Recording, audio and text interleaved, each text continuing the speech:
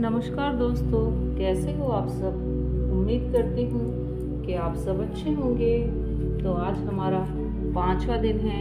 आज हम सुनेंगे गीता जी का 5वां अध्याय। अर्जुन बोले, हे कृष्ण, आप कर्मों का स्वरूप से त्याग करने की और फिर कर्म योग की प्रशंसा करते हैं। अतः इन दोनों साधनों में जो एक निश्चित रूप से कल्याणकारक हो उसको मेरे लिए कहिए।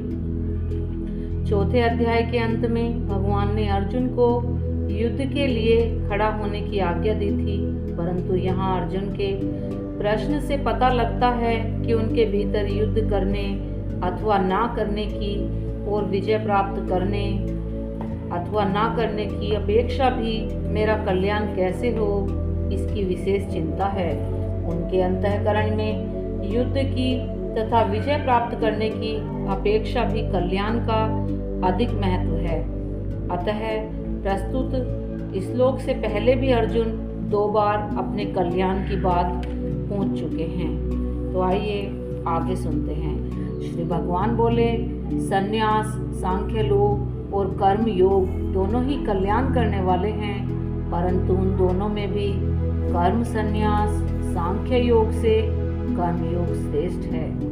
हे महाबाहो, जो मनुष्य न किसी से द्वेष करता है और न किसी की आकांक्षा करता है, वह कर्म योगी सदा सन्यासी समझने योग्य है।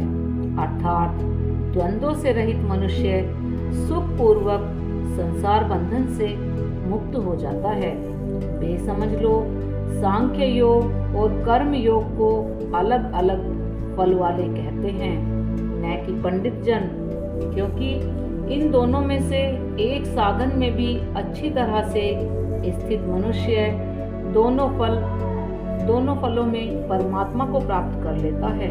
सांख्य योगियों के द्वारा जो तत्व प्राप्त किया जाता है, कर्म योगियों के द्वारा भी वही प्राप्त किया जाता है। अतः जो मनुष्य सांख्य योग और कर्म योग को फल रूप में एक ही देखता है, वही ठीक देखता है।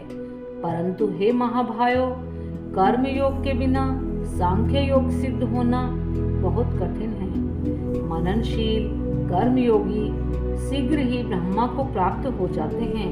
जिसकी इंद्रियां अपने वश में हैं, जिसका अंतःकरण निर्मल है, जिसका शरीर अपने वश में है और संपूर्ण प्राणियों की आत्मा ही जिसकी आत्मा है, ऐसा कर्मयोगी कर्म करते हुए भी लिप्त नहीं होता। तत्व को जानने वाला सांख्य योगी देखता हुआ, सुनता हुआ, छूता हुआ, सूंघता हुआ, खाता हुआ, चलता हुआ, ग्रहण करता हुआ, बोलता हुआ, मलमूत्र का त्याग करता हुआ, सोता हुआ, श्वास लेता हुआ तथा आँख खोलता हुआ और मूंदता हुआ भी संपूर्ण इंद्रियों के विषयों में बरत रही हैं। ऐसा समझकर मैं स्वयं कुछ भी नहीं करता, ऐसा मानता है। जो भक्त योगी संपूर्ण कर्मों को परमात्मा में अर्पण करके और आसक्ति का त्याग करके कर्म करता है, वह जल से कमल से के पत्ते की तरह पाप से लिप्त नहीं होता। कर्मयोगी आसक्ति का त्याग करके केवल ममता रहित इंद्रियां, शरीर, मन और बुद्धि के द्वारा अंतःकरण की शुद्धि के लिए ही कर्म करते हैं। कर्मयोगी कर्म फल का त्याग करके नैष्ठि की शांति को प्राप्त होता है, परंतु सकाम मनुष्य कामना के कारण फल में आसक्त होकर बंध जाता है। जिसकी इंद्रियां और मन वश में है, ऐसा देहधारी पुरुष 9 द्वारा वाला शरीर रूपी पुर में संपूर्ण कर्मों का विवेक रूप मन से त्याग करके निसंदेह न करता हुआ और न करवाता हुआ सुख पूर्वक अपने स्वरूप में स्थित रहता है। परमेश्वर मनुष्यों के न कर्तापन की, न कर्मों की और न कर्म फल के साथ संयोग की रचना करते हैं, किंतु स्वभाव ही बरत रहा है सर्वव्यापी परमात्मा न किसी के पाप कर्म को और न शुभ कर्म को ही ग्रहण करता है, किंतु अज्ञान से ज्ञान से ढका हुआ है। उसी से सब जीव मोहित हो रहे हैं। परंतु जिन्होंने अपने जिस ज्ञान के द्वारा अज्ञान का नाश कर दिया है, उनका वह ज्ञान सूर्य की तरह परम तत्व परमात्मा को प्रकाशित कर देता है। जिनका मन तदाकार हो रहा है, जिनकी बुद्धि तदाकार हो रही है, जिनकी स्थिति परमात्मा तत्व में है, ऐसे परमात्मा परायण साधक को ज्ञान के द्वारा पाप रहित होकर अनुपुनरावृत्ति यानी कि परमागत गति को प्राप्त होते हैं। ज्ञानी महापुरुष विद्या विनय युक्त ब्राह्मण में और चंडाल में तथा गाय, हाथी और कुत्ते में भी समरूप परमात्मा को देखते हैं। जिनका अंतःकरण समता में स्थित है, उन्होंने इस जीवित अवस्था में संपूर्ण संसार को जीत लिया है, अर्थात वे जीव मुक्त हो गए हैं, क्योंकि ब्रह्मा निर्दोष और सम है। इसलिए वे ब्रह्मा में ही स्थित हैं। जो प्रिय को प्राप्त होकर हर्षित ना हो और अप्रिय को प्राप्त होकर दुखी ना हो, वह स्थिर बुद्धि वाला, मूढ़ता रहित, ज्ञानी तथा ब्रह्मा को जानने वाला मनुष्य ब्रह्मा में स्थित है। ब्रह्म स्पर्श प्राकृत वास्तु मात्र के संबंध में आशा रहित अंतःकरण वाला साधक अंतःकरण में जो सात्विक सुख है उसको प्राप्त होता है। फिर वह ब्रह्मा में अभिन्न भाव से स्थित मनुष्य अक्षय सुख का अनुभव करता है, क्योंकि हे कुंती नंदन, जो इंद्रियों और विषयों के संयोग से पैदा होने वाले सुख भोग हैं, वे आदि अंत वाले और दुख के कारण हैं। अतः विवेकशील मनुष्य उनमें रमन नहीं करता। इस मनुष्य शरीर में जो कोई मनुष्य शरीर छूटने से पहले ही काम क्रोध से उत्पन्न होने वाले वेग को सहन करने में समर्थ होता है, वह नर योगी है, वह सुखी है। जो मनुष्य केवल परमात्मा में सुख वाला और केवल परमात्मा में रमन करने वाला है तथा जो केवल परमात्मा में ज्ञान वाला है, वह ब्रह्मा में अपनी स्थिति का अनुभव करने वाला ब्रह्म रूप बना हुआ सांख्य योगी निर्माण को ब्रह्मा को प्राप्त होता है।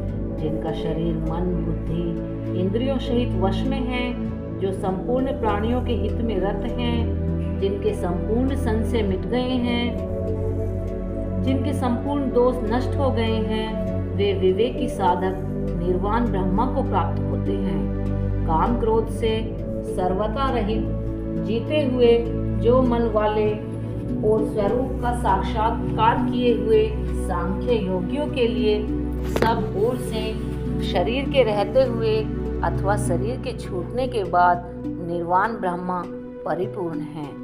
बाहर के पदार्थों को बाहर ही छोड़कर और नेत्री की दृष्टि को बाहों के बीच में स्थित करके तथा नासिका में विचरने वाले प्राण और अपान वायुओं को सम करके, जिसकी इंद्रियां, मन और बुद्धि अपने वश में हैं, जो केवल मोक्ष परायण हैं तथा जो इच्छा, भय और क्रोध से सर्वथा रहित हैं, वह मुनि सदा मुक्त ही हैं। मुझे सब यज्ञों और तपों का भोक्ता, संपूर्ण लोकों का महान ईश्वर तथा संपूर्ण प्राणियों का सुहृद मतलब स्वार्थ रहित दयालु और प्रेमी जानकर भक्त शांति को प्राप्त हो जाता है। इस प्रकार 5वां अध्याय समाप्त हुआ। प्रकृति के साथ अपना संबंध जोड़ने से प्रकृति जन्य गुणों के अधीन हो जाता है और प्रकृति में होने वाली क्रियाओं का कर्ता बन जाता है। परंतु जब जीव प्रकृति के साथ माने हुए संबंध को मिटा देता है, तब वह स्वाधीन हो जाता है। तो दोस्तों, अगर हमारी वीडियो अच्छी लगे तो प्लीज़ चैनल को लाइक करें, सब्सक्राइब करें और कमेंट में जय श्री कृष्ण लिखना ना भूलें। तो आइए अब हम करते हैं श्रीमद् भगवत जी की आरती। जय भगवती गीते, जय भगवती गीते, हरि कमल विहारिणी सुंदर सुपुनीते। जय जय भगवती गीते, कर्म सुमर्म प्रकाशनी, कामा शक्ति हरा, कामा शक्ति हरा, तत्व ज्ञान विकासनी, विद्या पर ब्रह्म परा। जय जय भगवती गीते, निश्चल भक्ति विधायनी, निर्मल मलहारी, निर्मल मलहारी, शरण रहस्य प्रदायनी, सब विधि सुखकारी। जय जय भगवती गीते, राग द्वेष विदारणी, कारिणी मोद सदा, कारिणी मोद सदा, भव भय हारिणी तारिणी, परमानंद प्रदा। जय जय भगवती गीते, आसुर भाव विनाशनी, नाशनी, तम रजनी, देवी सद्गुण दायिनी, हरि रसिका सजनी। जय जय भगवती गीते, समता त्याग सिखावनी, हरिमुख की बानी, हरिमुख की बानी, सकल शास्त्र की स्वामिनी, श्रुतियों की रानी। जय जय भगवती गीते, दया सुधा बरसावनी, मातु कृपा कीजे, मातु कृपा कीजे, हरि प्रद प्रेम दान कर अपनों कर लीजे। जय जय भगवती गीते, जय भगवती गीते, जय जय भगवती गीते। हिये हरि हिये कमल विहारिणी, सुंदर सुपुनीते। जय जय भगवती गीते। श्री कृष्ण भगवान की जय हो, कृष्ण भगवान की जय हो, राधा रानी की जय हो। तो दोस्तों, श्रीमद् भगवत गीता एकमात्र ऐसा ग्रंथ है जिसे पढ़ने से या सुनने से जीवन जीने का सही तरीका और सही मार्गदर्शन मिलता है। श्रीमद् भगवत गीता से जीवन जीने की शक्ति और हमारी हर समस्या का समाधान श्री भगवत गीता जी में मिलता है। जो मनुष्य गीता जी को अपने घर में नित्य प्रतिदिन पढ़ता है या सुनता है, उनके घर में कभी भी धन धान्य की, सुख समृद्धि की कुछ कमी नहीं रहती है। जिस घर में गीता जी का पाठ होता है, उस घर के पितृ कभी भी रुष्ट नहीं होते हैं और उनके यहाँ पितृदोष भी नहीं लगता है। जहाँ गीता जी का पाठ होता है, वहाँ बिल्कुल भी कलेश नहीं होता और उस घर के बच्चों की बहुत उन्नति होती है। दोस्तों, श्री कृष्ण जी ने गीता में कहा है कि जिस प्रकार प्रकाश की ज्योति अंधेरे में चमकती है, ठीक उसी प्रकार सत्य भी असत्य के बीच में बिल्कुल अच्छी तरह से चमकता है। इसलिए मनुष्य को हमेशा सत्य की राह पर ही चलना चाहिए। अपने घर में छोटे बच्चों को सत्य के मार्ग पर चलने का दिशा निर्देश देना चाहिए। मृत्यु एक अटल सत्य है जिसे कभी बदला नहीं जा सकता। श्री कृष्ण जी ने कहा है कि जो मनुष्य क्रोध करते हैं, उन मनुष्य को अपने क्रोध से बचना चाहिए, क्योंकि क्रोध आता है और उस क्रोध में हम ऐसे शब्दों का इस्तेमाल करते हैं जो हमें नहीं करना चाहिए। और जब हमारा क्रोध शांत होता है तब हमें अपनी गलती का एहसास होता है, जिसके कारण पहले से ही सब कुछ बिखर जाता है। इसीलिए दोस्तों, क्रोध आने पर अपने क्रोध को शांत करने का प्रयास करना चाहिए। श्री कृष्ण की एक एक वाणी, गीता में एक एक श्लोक का अर्थ इतना अच्छा है।